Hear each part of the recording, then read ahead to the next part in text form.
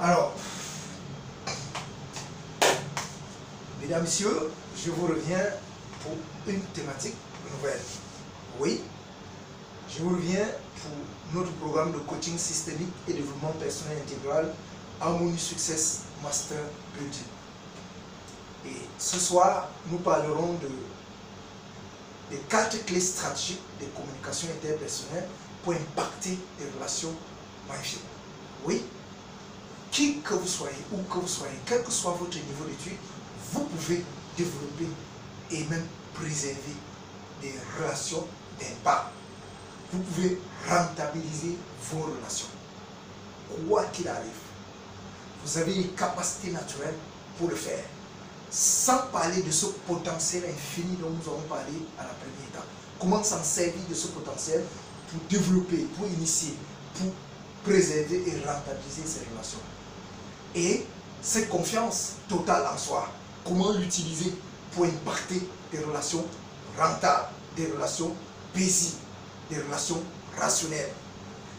Comment utiliser cette attitude positive permanente pour créer et magnifier ces relations.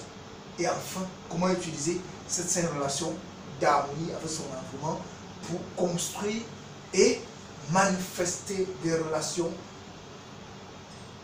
rentables, paisibles, agréables en toutes circonstances. Tel est l'enjeu primordial de notre formation de ce jour. Oui, nous parlons des clés stratégiques à travers lesquelles on peut bâtir des relations saines et merveilleuses. Et c'est possible pour tout le monde.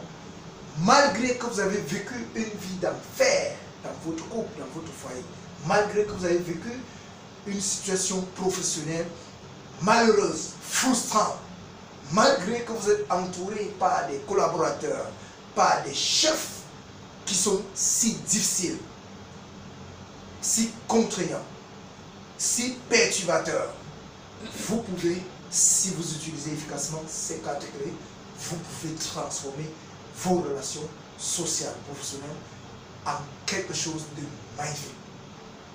Oui, installez-vous confortablement et commencez dès l'instant présent à sentir cette transformation gagner vos relations. Nous parlerons de la considération comme première clé. La considération, c'est un simple mot, mais ce mot a un pouvoir invocateur et évocateur. Ce mot nous dit qu'il faut avoir de l'estime pour ses semblables. La confiance que nous avons développée auparavant nous disait qu'il fallait avoir de l'estime et une maîtrise de soi pour être à l'aise. Maintenant que nous avons de l'estime pour nous, il faut avoir de l'estime pour les autres. Car l'enjeu de toute communication, c'est comprendre et être compris. Oui, j'ai dit l'enjeu de toute communication, c'est se comprendre pour utiliser la compréhension qu'on a de soi, pour comprendre les autres, afin d'utiliser la compréhension qu'on a d'eux, pour se faire comprendre à ceux-ci. Oui, c'est ça, comprendre et être compris. Et pour réussir cet enjeu sine qua non de toutes les relations humaines, il faut faire la différence entre relations humaines et ressources humaines. Les ressources humaines, c'est l'ensemble des relations dans une organisation. Alors que la relation humaine, c'est le partage des émotions, le partage des idées, le partage des paroles, le partage des services que nous pouvons avoir avec un individu, avec les membres d'une famille, etc. Voilà la différence entre relations humaines et ressources humaines. Maintenant que nous avons la différence et la définition d'une relation humaine, qu'est-ce qui fait à ce que très souvent nous manquons d'avoir des bonnes et parfaites relations saines et harmonieuses avec nos semblables? Qu'est-ce qui fait que dans notre couple, dans notre famille, il y a de l'instabilité sociale, de l'instabilité sentimentale? Qu'est-ce qui fait que dans notre entreprise, nous n'arrivons pas à avoir une atmosphère professionnel ou social agréable, convivial, accueillant. Il faut retenir que l'homme étant fondamentalement ignorant de sa véritable, de sa divine nature, va se manifester sous sa nature matérielle. Et dans cette nature matérielle, l'homme a tendance à être un suiviste, c'est-à-dire quelqu'un qui vit sous les copies des autres. Je veux être comme ma soeur telle, je veux être comme mon collègue tel, je veux être comme mon frère tel, je veux être comme tel voisin, je veux être comme tel star, je veux être riche matériellement comme tel, je veux être spirituellement comme tel, je veux être dans telle église, je veux être... Bref, nous nous confondons à notre nature matérielle alors que nous avons une divine nature. Par conséquent, nous n'arrivons pas à manifester notre divine nature dans le cadre de nos relations sociales et professionnelles, même sentimentales. Et si nous n'arrivons pas à manifester cette divine nature, c'est grâce à l'ignorance que nous avons de notre véritable nature. Par conséquent, c'est notre fausse nature que nous utilisons pour créer des relations. Par conséquent, tel père, telle fille. Si notre fausse nature crée des relations, ça ne peut être que des fausses relations. Raison pour laquelle nous sommes constamment frustrés par la peur, frustrés par le doute, frustrés par le découragement, frustrés par le désespoir, frustrés par la rancune, frustrés par les ressentiments, frustrés par la cupidité, frustrés par la rancœur, frustrés par l'ingratitude. Oui, si nous pouvons savoir que nous avons une divine nature, si nous pouvons laisser notre divine nature prendre en charge notre vie, nos relations, nous pouvons dès lors commencer à vivre dans la plénitude de notre potentiel. Oui, notre divine nature, elle est amour, elle n'est pas seulement amour, elle est amour inconditionnel. Et tant que nous ne pouvons pas nous considérer comme tel, et tant que nous ne pouvons pas nous manifester comme tel, nous allons continuer à avoir des frustrations dans nos relations et même dans notre vie sociale, sentimentale comme professionnelle. Du coup, si on doit impliquer notre divine nature dans nos relations interpersonnelles, la première chose à faire, c'est manifester de l'amour pour soi et pour ses semblables. Et ça passe par la considération, la gratitude que nous pouvons avoir pour soi-même, pour ses opinions, pour ses désirs, pour ses pensées, pour ses paroles, pour ses actions, et surtout pour les désirs, les pensées, les actions de nos semblables. Indépendamment de leurs fautes, indépendamment de leurs limites, indépendamment de leurs difficultés. Ils méritent de la gratitude. Et si nous les accordons cette gratitude, cette reconnaissance, cette considération, ils vont nous rendre en retour cette grâce. Oui, nous sommes un être de grâce, nous sommes un être divin, et eux aussi, malgré leur faute, malgré leur limite, malgré leur ignorance, eux aussi sont des êtres de grâce. Il suffit de les considérer comme tels. Et comme nous avons vu que la foi, la confiance totale qui est en nous fait que si nous voulons qu'une chose soit blanche, elle est. Si nous considérons une personne comme un être de grâce, comme un être divin, alors il va se manifester à nous exactement comme un être divin. Comme le dit bien cet adage, si quelqu'un vous sourit, instantanément, vous allez le sourire. Et si instantanément quelqu'un vous ferme le poing, instantanément, vous allez fermer le poing à cette personne. Bref, notre grande et mère nature n'est qu'un grand miroir. Et elle nous retourne ce que nous lui manifestons. Raison pour laquelle la première de toutes les règles, c'est manifester sa considération pour soi-même et surtout pour ses semblables. Pour les choses, pour les circonstances, pour les événements qui se passent entre nous et nos semblables. Et si vous le faites, alors, Dale Carnegie a dit, si vous entretenez un homme sur ce qu'il a de plus cher, vous tenez le chemin de son cœur. Oui, ce que l'homme a de plus cher au monde, c'est lui-même. Et si vous pouvez accorder des éloges, de la considération, de la gratitude sur sa personne, vous tenez le cœur de cette personne et vous pouvez avoir des relations agréables avec cette personne. Voilà pour notre première clé, voilà pour la considération la mère de toutes les clés. Maintenant, pour la deuxième clé, elle est une qui repose sur la subtilité. Elle s'appelle la subtilité, mais cette clé repose sur la valeur morale que nous avons déjà étudiée auparavant dans cette thématique. C'est la valeur de l'humilité. Si nous pouvons nous montrer subtils, c'est-à-dire humbles, devant nos semblables, devant nos défauts, devant les circonstances, nous allons être naturels, nous allons être simples et prendre les choses simplement. Ce qui fait que nous resterons normaux devant les circonstances, même anormales. Conséquence. Dans cette subtilité qui veut que nous recherchons à obtenir les choses discrètement et non directement, nous parviendrons facilement à nos fins. Car nous saurons ne pas s'attarder, parce que nous le faisons de façon subtile, ne pas s'attarder sur les défauts, sur les erreurs, sur les propos malveillants de notre vis-à-vis. Nous ferons sciemment de se montrer discret par rapport à tout ce qui l'envoie de pas agréable.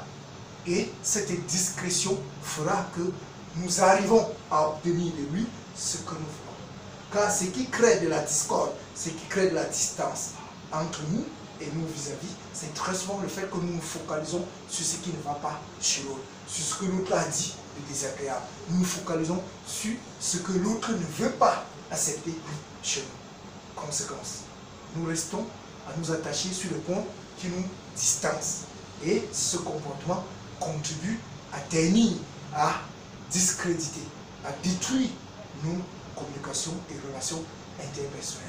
Il faut que nous soyons nos désirs, nos pensées, nos propos, nos actions, de manière à ce que ces actions évitent de s'attarder sur les côtés sombres, les côtés négatifs de ce qui se passe entre nous et notre vis-à-vis.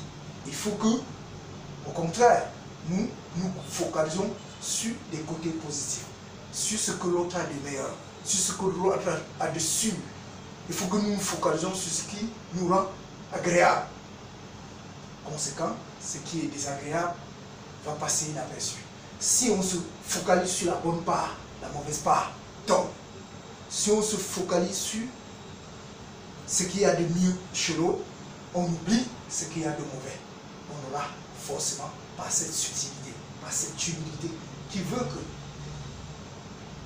par nous, surtout inconditionnel, qui nous pousse à considérer l'autre avec tout ce qu'il a comme tard, cet amour sans condition fait que nous acceptons l'autre tel qu'il est, avec ses hauts et ses bas. Et ça nous invite à avoir des merveilleux rapports avec celui-ci. Cette clé, donc la subtilité, portant ou basant encore sur l'humilité naturelle, nous donne la possibilité de maintenir un pont d'entente, un accord permanent dans nos rapports avec nos semblables. Et nous allons parler de la troisième. Oui, si on a par amour une considération pour son vis-à-vis, si on a un amour grand et qui nous rend humble, nous allons être subtils et laisser passer les points désagréables pour nous focaliser que sur les bons côtés. Maintenant, il faut surtout et surtout accorder son attention, avoir de l'écoute active lorsque l'autre s'adresse à nous. Une sagesse dit, il faut 60 ans pour apprendre à écouter et 2 ans pour apprendre à parler. S'il faut autant d'années pour apprendre à écouter, cela veut dire que nous ne savons pas écouter. Or, chacun de nous, lorsqu'il prend la parole, il a nécessairement envie de se faire écouter par tous ceux qui sont autour de lui. Mais très souvent, même dans les situations houleuses, nous ne voulons pas laisser notre vis-à-vis finir ses propos, aller jusqu'au bout de ses idées. Pourtant, nous souhaitons aller jusqu'au bout de nos idées. Si nous ne permettons pas à nos interlocuteurs, à nos semblables d'aller jusqu'au bout de leurs idées, ce n'est pas à eux de nous permettre d'aller jusqu'au bout de nos idées. Oui, il faut avoir de l'attention pour ces idées. Il faut avoir surtout de l'écoute active. C'est-à-dire écouter en montrant à l'autre que ce qu'il dit vous le prenez surtout dans le sens de ses propos. Oui, écoutez en lui montrant que vous êtes intéressé par ses propos. Écoutez en faisant des gestes qui le montrent qu'effectivement vous êtes focalisé, concentré sur ce qu'il dit et que ce qu'il dit vous intéresse. Montrez votre intérêt pour les propos, pour les actions de votre vis-à-vis de votre interlocuteur. C'est ça l'écoute active. C'est ça avoir de l'attention. Oui. Savoir se concentrer, tenir compte des moindres choses qui rentrent dans l'enjeu de la communication, de la relation. Savoir apprécier, par exemple, une coiffure, une nouvelle coiffure, un nouveau vêtement, une nouvelle, un nouveau bijou, une nouvelle démarche, une nouvelle allure. Bref, savoir s'attarder sur les points qui sont à l'œil, sur les choses que l'autre a de distinctif. Et ça, c'est accorder de l'attention. Et au-delà de tout, lui accorder une écoute attentive, une écoute active quand cette personne parle. Et une sagesse dit, si vous prêtez une oreille attentive à une personne, elle peut parler pour toute une vie. Ça montre comment les gens sont passionnés à s'exprimer. Et si vous les écoutez, montrez que ce qu'ils disent est agréable et du coup, ils sont heureux de vous écouter. Ils sont aussi, en retour, heureux de montrer que ce que vous dites est agréable. Voilà pour l'écoute active. Voilà pour l'attention qui est notre troisième clé de communication interpersonnelle. J'en viens à la dernière. La dernière, c'est le point sensible. Le point sensible, c'est la clé de la valeur morale que représente le service inconditionnel. Le service universel, le service qui ne pose aucune condition. Oui, la valeur morale, le point sensible, c'est la capacité à toucher l'autre là où il a son centre d'intérêt. Oui, toucher son centre de motivation. L'homme est motivé, passionné par ce qu'il y a de plus cher en lui. Et si vous focalisez vos communications, vos opinions sur ce qu'il a de plus cher, alors cet homme-là sera passionné par vos propos, il sera passionné par vos relations. Très souvent, on dit, je tiens son cœur. Comment vous arrivez à tenir son cœur? Parce que vous avez touché son point sensible. Ce point sensible, c'est le centre d'intérêt de notre vis-à-vis, c'est le centre d'intérêt de nos interlocuteurs, c'est ce qu'ils ont de plus cher. Alors, entretenez vos interlocuteurs sur ce qu'ils ont de plus cher, sur ce qui constitue le centre de noblesse, le centre de motivation. Tant que vous allez développer vos arguments, vos propos sur ce que votre interlocuteur, vos semblables ont de plus cher, ceux-ci seront intéressés et seront passionnés par les communications, des relations avec vous. Et au travers ce point sensible, vous allez pouvoir obtenir de ceux-ci ce que vous désirez. Voilà pour la quatrième clé, le point sensible. Nous avons en gros 4 clés que nous venons de présenter et lesquelles permettent de façon succincte de réussir à créer, développer, préserver et rentabiliser ces communications et relations interpersonnelles. Nous avons dit que nous avons la clé, la première clé qui porte sur la considération, c'est la clé de l'amour inconditionnel. Cette clé permet d'ouvrir, d'intéresser, de captiver l'attention de l'autre et de l'intéresser avec ce que nous avons comme opinion. Nous avons la deuxième clé, c'est la subtilité. Elle permet d'appliquer l'humilité naturelle pour se montrer subtil, discret par rapport à ce que l'autre a de désagréable, mais surtout focal par rapport aux points positifs que l'autre peut avoir. Et nous avons parlé de la troisième clé, c'est l'attention, l'écoute active. Elle consiste à accorder une oreille attentive, à s'intéresser sur les moindres points que l'autre a de positif. Bref, elle consiste à montrer à l'autre que ce qu'il fait la moindre chose d'intéressant, vous tenez compte.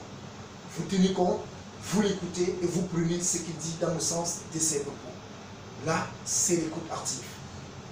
Et nous avons vu la quatrième et la dernière clé qui porte sur le point sensible, c'est la clé du service universel.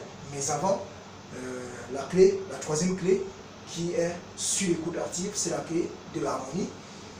La dernière, la quatrième autant pour moi, c'est la clé du service universel, le point sensible. Cette clé, nous avons dit qu'elle a pour but d'entretenir notre vis-à-vis nos interlocuteurs sur ce qui constitue leur centre de motivation, le centre de l'ouest et par conséquent